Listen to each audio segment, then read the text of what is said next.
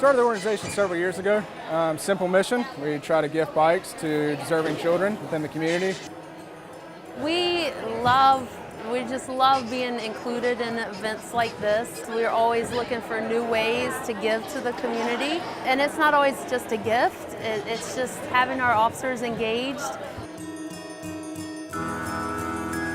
Today we have 7 officers that are here assisting with the assembly, and from there we'll facilitate distributing those bicycles out to our entire department to give to the community.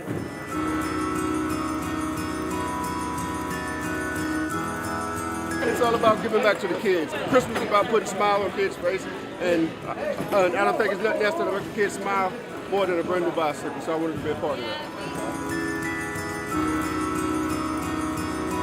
Have you ever built a bike before? Yeah. Have you ever built 500? No, not even close.